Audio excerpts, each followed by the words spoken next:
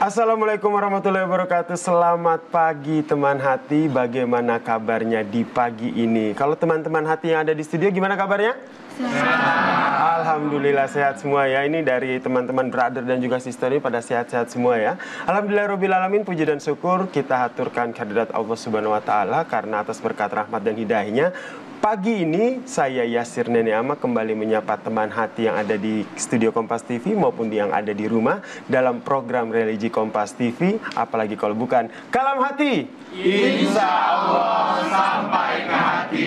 Nah, episode kali ini saya tidak sendiri tentunya karena kita sama-sama akan mendengarkan tausiah dari Ustadz Tio Iskandar. Assalamualaikum Ustadz. Waalaikumsalam warahmatullahi wabarakatuh. Alhamdulillah luar biasa. Allahu Akbar. Allahu Akbar. Biasanya kan kita alhamdulillah luar biasa. Allahu Akbar. Itu tetap semangat ya Ustadz ya di pagi ini untuk membagikan tausiah kepada teman hati yang ada di studio maupun yang ada di rumah. Nah, Ustadz Tio, kita pagi ini temanya adalah soal tetanggaku, saudaraku. Baik. Karena kebanyakan itu tetangga itu kadang tidak kenal gitu. Siapa sih mereka? Ya? Saudara bukan, adik bukan, kakak bukan, adik ipar bukan. Calon menantu juga bukan, calon ipar juga bukan, pacar juga bukan. Jadi ngapain kita dekat-dekat sama tetangga? Ada ajaran Islam soal tetangga dan juga saudaraku ini. Silakan Ustaz. Iya, Assalamualaikum warahmatullahi wabarakatuh. Waalaikumsalam warahmatullahi wabarakatuh. Pemirsa Kompas TV yang dimuliakan Allah dan teman hati yang berbahagia. Saya berdoa mudah-mudahan kita semua punya hati yang mutmainah. Amin. Hati yang tenang, hati yang mendapatkan keberkahan dari Allah Subhanahu wa taala. Teman hati yang dimuliakan, di dalam Islam itu ada dua hubungan yang menjadikan kita berkualitas, yang menjadikan kita mulia. Zuribat alaihim mudillat aina masukifu illa bihablim minallah wa hablim minan nas.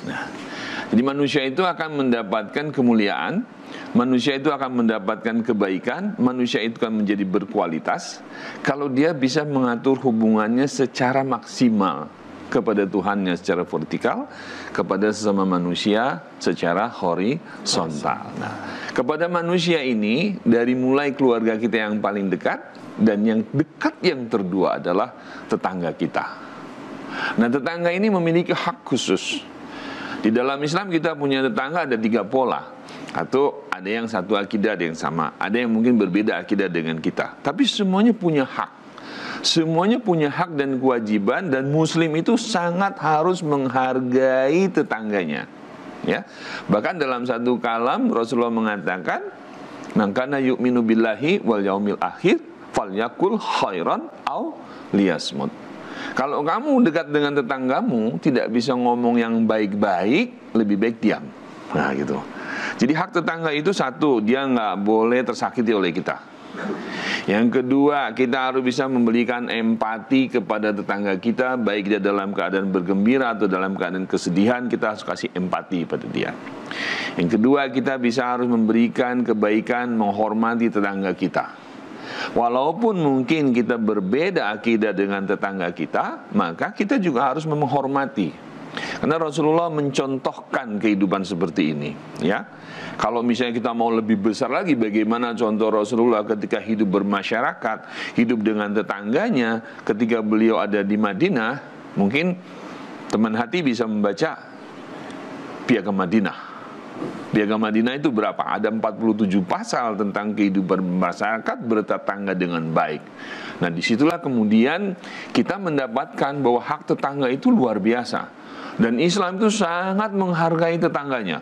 Bahkan tetangga itu kalau misalnya datang kepada kita minta bantuan, ya, baik itu bantuan moral, spiritual, uang dan sebagainya, kalau kita ada, kita harus bantu. Jangan sampai nanti kita makan enak gitu ya, ada tetangga kita yang tiba-tiba dia tidak bisa makan, kita nggak bantu gitu. Oh, kita dosa banget tuh. Oleh karena itu, kita sebagai tetangga harus mau membantu dia. Hak tetangga itu begitu besar, hak tetangga itu begitu bagus, bahkan sampai pada satu saat Rasulullah itu mengira bahwa tetangga ini punya hak waris gitu loh. Selalu diingatkan oleh Jibril, ya. Rasulullah diingatkan oleh Jibril tentang tetangganya, sampai tetangganya itu seolah-olah kayak Rasulullah itu pengen, ini tetanggaku nih apa punya hak waris gitu loh. Saking sedemikian rupa. Bahkan Rasulullah itu kepada tetangga itu bukannya pada tetangga yang masih hidup loh. Pada tetangga yang kemudian dia meninggal dunia, itu sudah bukan berbeda akidah dengan dia gitu. Kemudian digotong itu mayat, Rasulullah itu berdiri untuk menghormati keberadaan tetangganya. Sampai sedemikian rupa akhlaknya, sehingga tetangga ini, hakul jiran, hak tetangga itu menjadi baik buat kita, baik itu tetangga dekat maupun tetangga jauh. Siapa sih sebetulnya tetangga itu?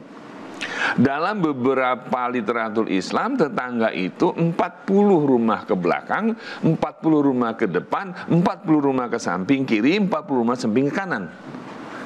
Itu tetangga kita. Satu kelurahan bisa. Satu kelurahan bisa jadi tetangga. Atau ketika ada juga yang berpendapat ketika dipanggil itu dia dengar, itu tetangga kita gitu loh. Ya. Tetangga ini ada yang mungkin ngeselin kita gitu ya. Ya kita harus sabar gitu loh. Siang-siang kita lagi pengen istirahat, tiba-tiba ada jelendang-jelendung musiknya kegedean gitu ya. Kita harus sabar. Dan kita berupaya untuk membina tetangga kita. Karena kemanusiaan kita itu akan selalu ada manakala kita memberikan cinta, manakala hati kita ini selalu kita arahkan ke sana. Maka disitulah ketika Rasulullah mengatakan bahwa di dalam tubuhmu itu ada segumpal daging, ada segumpal darah yang namanya hati. Kalau hati ini baik, maka semuanya menjadi baik gitu loh. Maka bagaimana kita merawat hati kita? Ya, salah satunya dengan berbuat baik dengan tetangga. Intinya, dalam kehidupan kita dengan tetangga ini, kita nggak boleh berbuat buruk dengan tetangga kita, gitu ya. So, bagaimana kita berbuat baik? Mulailah dari yang kita bisa. Gitu kira-kira Mas Yasin. Nah, itu tetangga kita. Berarti ingin menjaga hati kita agar tetap baik. Salah satu caranya adalah menjaga hubungan baik kita dengan tetangga kita. Nah, Ustadz, kalau berbicara soal kerukunan bertetangga, ini saya mau mengajak Ustadz dan juga teman hati yang ada di studio maupun yang ada di rumah untuk simak nih salah satu artikel yang menunjukkan bahwa kerukunan bertetangga itu sangat bisa terjalin. Kita lihat bersama. Ini dia artikelnya. Kalau kita lihat, ini adalah artikel dari Desa Sarongan di Kecamatan Pesanggerahan Banyuwangi yang dijadikan sebagai desa Pancasila, Ustaz. Nah, di satu desa tersebut ternyata beragam keyakinan. Ada Muslim, Islam, dan juga agama lain. Di sana ada gereja, masjid, dan juga pura maupun wihara. Ini menunjukkan bahwa memang bertetangga seperti yang tadi Ustaz sampaikan, bahwa tidak hanya sama yang seiman saja ya, tapi yang di luar Muslim juga harus bertetangga harus menjaga hubungan baik.